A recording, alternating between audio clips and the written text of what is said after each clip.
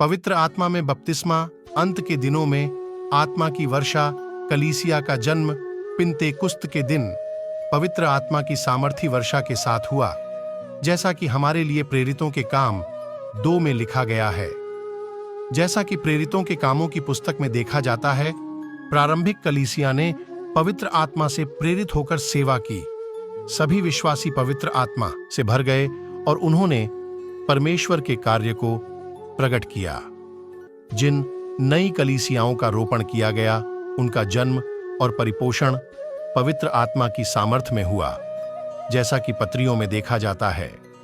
पहले 400 वर्षों तक कलीसिया मजबूत, जोशीली और सामर्थी थी, परंतु इसके बाद, जैसा कि कलीसिया के इतिहास में देखा जाता है, सन 400 सन 1400 तक अंधकार युगों के दौरान कलीसिया आत्मिक रीति से निर्बल हो गई।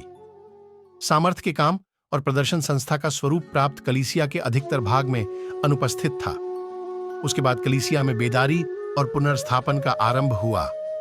संक्षिप्त रूप से हम 1500 के दौरान देखते हैं, प्रोटेस्टेंट आंदोलन विश्वास के माध्यम से अनुग्रह द्वारा उद्धार का प्रकाशन ले आया। उसके बाद 1600 में प्यूरिटन आंदोलन जल के बपतिस्मे और राज्य से कलीसिया के अलगाव की समझ ले आया।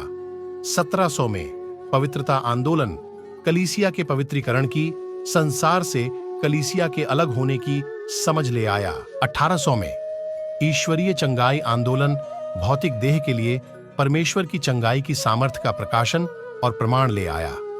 सन 1900 में पेंटिकॉस्टल आंदोलन पवित्र आत्मा के बपतिस्मे का और अन्य भाषाओं में बोलने का प्रकाशन ले आया।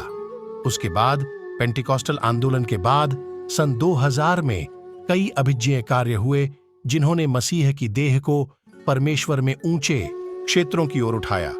सुसमाचार प्रचारक, शिक्षक, पासबान, भविष्यद्वक्ता और प्रेरित के 5 प्रकार के सेवादान भी मसीह की देह में पुनः स्थापित किए गए। सेवादान भी मसीह की देह में पुनः स्थापित किए गए।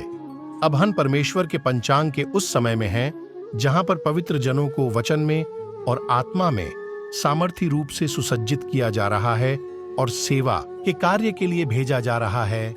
इफिसियों। हम ऐसे समय में हैं जब परमेश्वर की उपस्थिति और महिमा बढ़ते हुए पैमाने में मुक्त की जा रही है और भेजी जा रही है। हमें उस विश्वास के लिए लड़ना है जो नए नियम के प्रारंभिक संतों को सौंपा गया था। उन्होंने जो विश्वास किया और जिस विश्वास में वे चले, उसे वर्तमान सत्य कहा गया। परमेश्वर कलीसिया में इस वर्तमान सत्य को पुनः स्थापित कर रहा है, जो कि नए नियम के सत्य की पूरी समझ और अनुभव है, जैसा कि प्रारंभिक कलीसिया में देखा गया है। मत्ती, मैं तो पानी से तुम्हें मन फिराव का बपतिस्मा देता हूं, परंतु जो मेरे बाद आने वाला है वह मुझसे सामर्थी है। मैं उसकी जूती उठाने के योग्य नहीं हूं। वह तुम्हें पवित्र आत्मा और आग से बपतिस्मा देगा।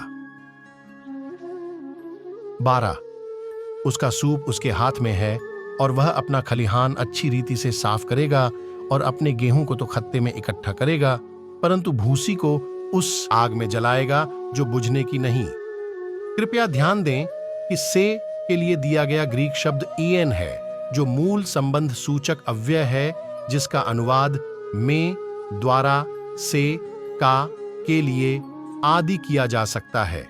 इसलिए हम पवित्र आत्मा के साथ और पवित्र आत्मा में बपतिस्मा, इन वाक प्रयोगों को अदल बदल कर प्रयोग करते हैं।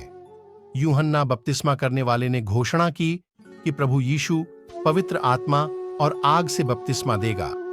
यूहन्ना ने जिस प्रकार आग का वर्णन किया है, वह भूसी को जलाने के लिए है।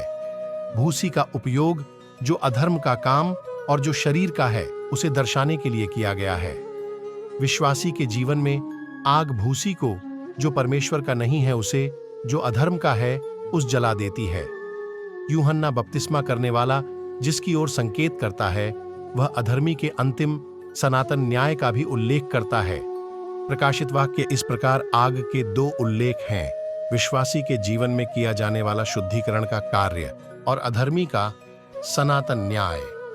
अब पवित्र आत्मा के बपतिस्मा के विषय में हम जानते हैं कि उसकी संसारिक सेवकाई के दौरान प्रभु यीशु ने पवित्र आत्मा की सामर्थ्य से सेवा की प्रेरितों के काम उसने पवित्र आत्मा के विषय में भी सिखाया और उन्हीं कामों को करने हेतु जो उसने किए विश्वासियों को सामर्थ्य देने हेतु पिता की प्रतिज्ञा को भेजने का वचन दिया। फिर भी उसकी संसारिक सेवकाई के दौरान हम उसे किसी को पवित्र आत्मा से बपतिस्मा देते हुए नहीं देखते हैं। उसके पुनरुत्थान के बाद उसने चेलों से भेंट की और पवित्र आत्मा पाने हेतु